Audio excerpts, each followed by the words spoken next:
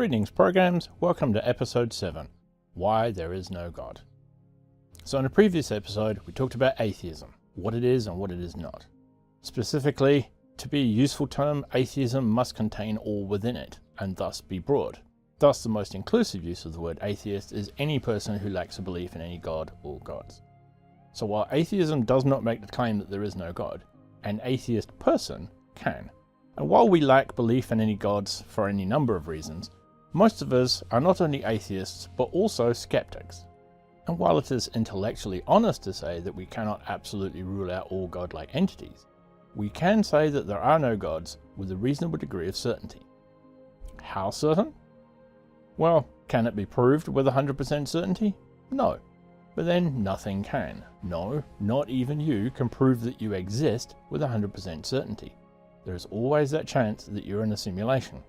Welcome to the Matrix. Here are some standards of evidence from legal profession. Some evidence. Yep, that's actually a legal standard. Not a very good one. Reasonable indications.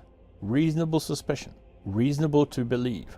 Probable cause. I'm sure we've all heard that one before. Some credible evidence. Substantial evidence. Preponderance of the evidence, which is, as I understand it in common law, the legal standard for civil cases.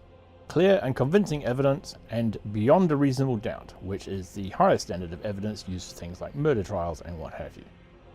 In this case, I shall be using the highest standard of evidence, beyond a reasonable doubt. Things I shall not be arguing against. God is love, God is a super powerful AI, God is a bunch of superpowered aliens, etc. God is not love. We already have a word for that. It's love. Could you call a super powerful AI with the ability to build star systems a god? Maybe. And such could possibly exist. Superpowered aliens could also possibly exist. And both these things could be called godlike, but that's not what we're talking about. So what are we talking about?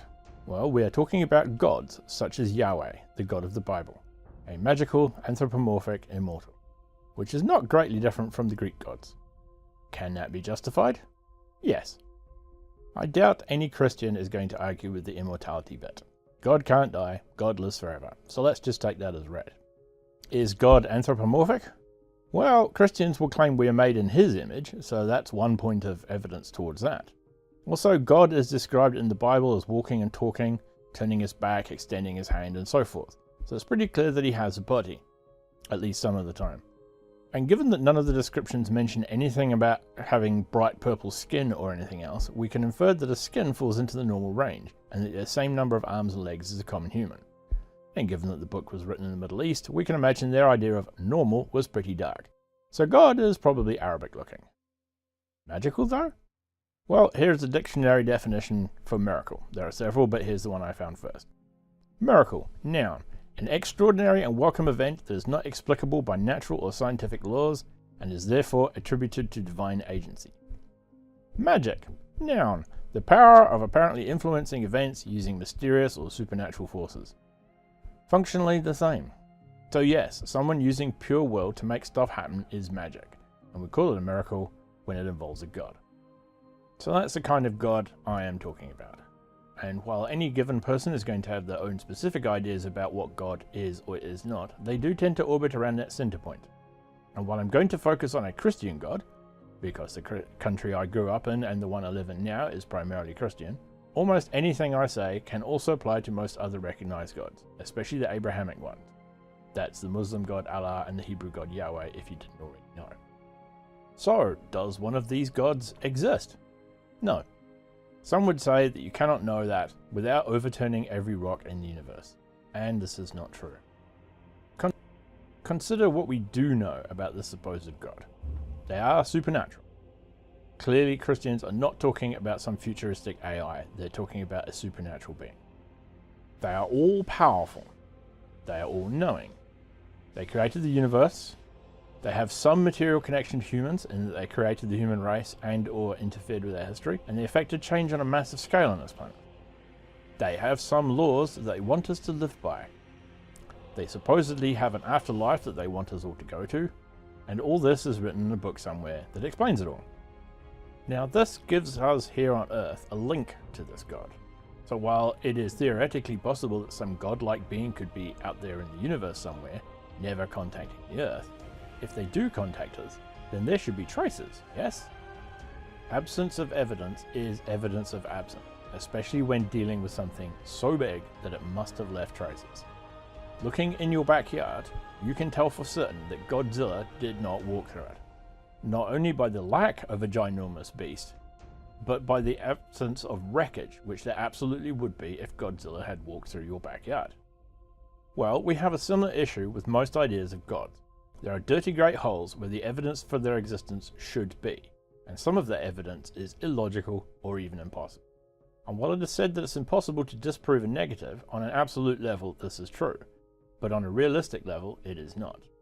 How often do you have to search your room before you can be certain that there are no full-grown African elephants in there? So let's tackle these issues step by step. The first step, God is supernatural. Really, it crashes and burns right here. First off, there is no evidence that anything supernatural exists anywhere. Not fairies, not magic, not magical unicorns, not Pegasus, and this includes God. And people have looked. Yep, even scientists back in the day. There is a reason that modern science doesn't bother with the supernatural, because back in their day, they really did look. Everything was discovered to have a natural explanation, or was fake, which is also a natural explanation. Worse, there is no mechanism possible by which you can do magic, to translate desires into actions. When you hit a button on a keyboard, electrons flow, go through complex pathways in the computer, leading to changes in the program and then changes on the screen. We know how that works. The mechanisms are understood. We can say that it is possible. How does magic work? What mechanism translates your desire into action? Electrons? How? By what mechanism? Will? Will is not a force. It is a state of mind for the personality running on a brain. Not a force that manifests in reality in any way other than making your body do things. So it's not evidence of anything supernatural or magical, or even any mechanism for it to do anything. Where does the energy come from? Where does it go? What particles or forces carry it? Nobody knows. Even if it breaks fundamental laws like conservation of energy, how does it do so? Is there any known mechanism by which it could be done? No. Are the physics of the universe capable of supporting such magical effects? No. So until such time as this changes and magic or supernatural events are shown to happen, or a plausible mechanism by which such events could occur, such causes are off the table.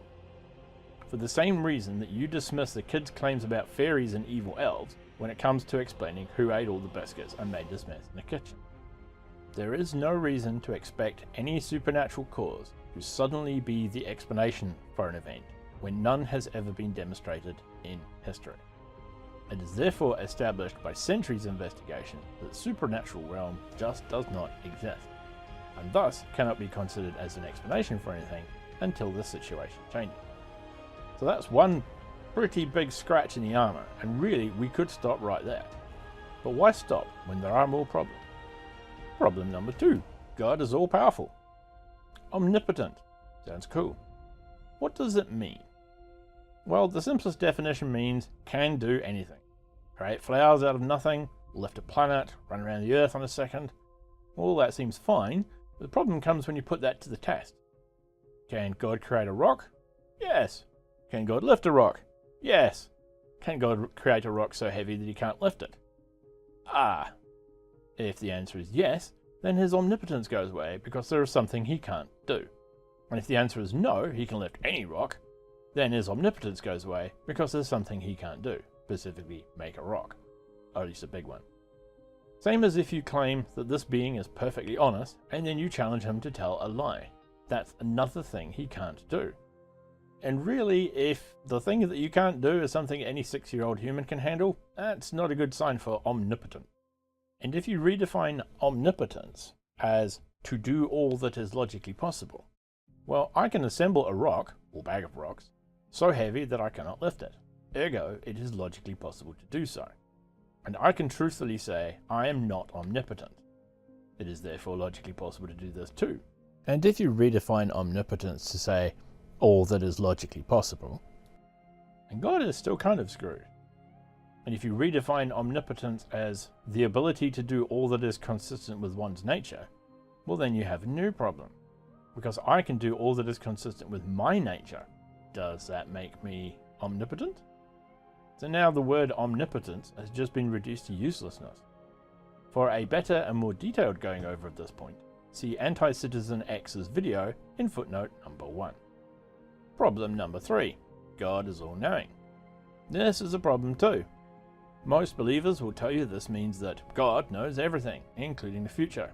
Well, this is a problem, because if they know what they're going to do tomorrow, can they choose to change it? If yes, they are not all-knowing because their prediction failed. And if no, that is another thing that they cannot do, as with the omnipotence thing above. This also has a secondary moral problem of God supposing know what was going to happen before he created the universe, not changing anything, and then going ahead with the universe knowing how everything would go wrong more than once, and then blaming everyone for acting in the way that he foresaw. But this is a minor issue. Problem number 4. God created the universe. How? And from what? No one ever says. It just goes into the realm of magic. He's God, he just does that. See, many believers will tell us that something cannot come from nothing. And when we ask them where God came from, they say it was always there. And they do this without explaining how they know this to be true.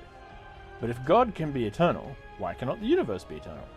Current models show the universe to be eternal, just not in its current form. And here's the thing, there are no fingerprints of God in the universe. Everything we see about the universe describes a universe with no creator, just natural forces. And here is the Messianic Manic's neat coverage of Sean Carroll going over the details. See footnote number 2. Next problem. God has a material connection to humans and they created the human race and or interfered with our history. They affected change on a massive scale on this planet. Except we have evidence that humans evolved from a common ancestor with the other apes. No spatial creation. Evolution, it's a thing. And here's the general theme. If God does do stuff like perform miracles, we would find evidence.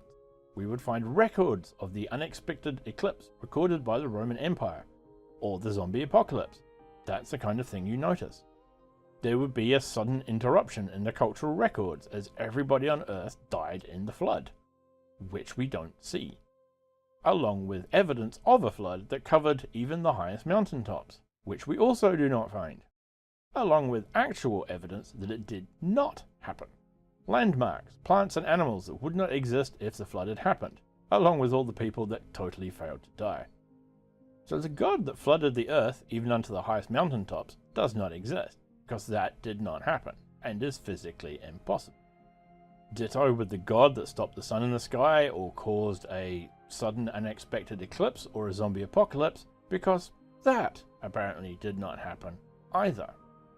And in every instance, anything attributed to miracles has yielded to a naturalistic explanation. And not one natural-based explanation has ever yielded to a supernatural one. Ever. Next problem. God has some laws they want us to live by. Except that these laws only exist in a book. There is no mild high monolith of black diamond inscribed with God's law. No 10 Commandments burned into the moon with white fire. No angel singing the laws with every sunrise. Just a book, like every other religion. Just what we'd expect if we thought they were made up. And if you ask any believer if those other religions are false, or just simply man-made, they will surely tell you that they are. And we have seen religions made in the 20th century, on record. We know how it happened. Look at Scientology. Look at the cargo cults of John Frum. See footnote number 3 and 4 respectively for details. Problem number, I don't know, I've lost track. And God supposedly has an afterlife they want us to go to. Except there's no evidence for this either, just a book. Oh, and near-death experience. Funny, Muslims see Muhammad, Christians see Jesus, and small children that are not big on religion see a jolly fat man in a red suit. Yeah, Santa. Which pretty much is evidence that people with brains that are starved of oxygen see bizarre things that fit within their own mythology and mindscape. No one ever sees a man walk up to them and says, "I'm Jesus," unless that person was brought up in that religion or in a society dominated by it. No one ever comes back with nice, solid information like the Ark of the Covenant is buried at the following coordinates, or point your telescopes here and start building nukes because there's a big rock coming. Though one might ask why, when the next big rock due to hit the Earth does not simply stop dead in space and fall into orbit around the Earth with the words Jesus is Lord written on the side in letters of eternal fire. That would fix the problem forever, especially if those words were magically readable in every language. That would nail it completely, and be no effort for an omnipotent God. And the last problem, which we've touched on in other sections. All this is written in a book that explains it all. And that's the problem. All they have is a book. Sure, any believer will tell you that they know it in their hearts, but when you scratch away at it and ask them how they know in their hearts, you'll find that they were told by a priest. And where did the priest get it? From another priest. And where did that priest get it? Eventually, from a book. Worse, the book is self-contradictory. God is a married bachelor. See footnote number 5, Dan Barker's excellent breakdown of this. The God described in that book cannot exist. In the words of Dan Barker, God is a married bachelor. God does not exist. Because, if you check footnote number 5, you will see that he gives the example of God changing and never changing. He also punishes children for the sins of the parents, but does not punish children for the sins of the parents. The Lord is good and without iniquity, but then the Lord God creates evil. God tempts people, but does not tempt people. The list goes on. The God described in the book cannot exist, because he's contradictory. So either the book is wrong, in which case there is no evidence for God in the slightest, or the book is right, in which case God described cannot exist. And if the book is halfway right, well, we have no way of knowing which parts might be right and which parts might be wrong. It's not like the right parts are written in red and the wrong parts are written in blue. And for an example of what happens with this, just look at all the various churches with their different interpretations on what scripture really means. So, to sum up, God does not exist for the following reasons. 1. God is supernatural. Supernatural things do not exist, and we can be confident of this beyond a reasonable doubt. 2. God is omnipotent. Omnipotence is an incoherent concept and falls apart logically, and thus cannot exist. 3. God is omniscient, and this conflicts with God's ability to choose and be omnipotent. 4. God created the universe, except no evidence demonstrates that, and science demonstrates other mechanisms. 5. God does things on Earth, except there is no evidence that they ever did, and solid evidence against them ever doing quite a lot of them. 6. God's religion is different from all the others, except that it has the same hallmarks as nearly all the others, and these others are accepted as manufactured religion. 7. According to the Holy Book, God is so contradictory they cannot possibly exist. And that's it. All these things amount to legal proof that God does not exist, beyond a reasonable doubt. The strong atheist position. There is no God. That's all for today. Tune in next week for episode 8, The Future is Coming, Just Relax, which is about the changing face of the world and how no one seems to have noticed this massive iceberg dead ahead. Fingers crossed, episode 9 will be a collaboration with the Lavender Lady about why anti-trans complainers just cannot accept trans people. Not what they are doing, but why, which ties neatly into episode 1 and 6. And bye for now.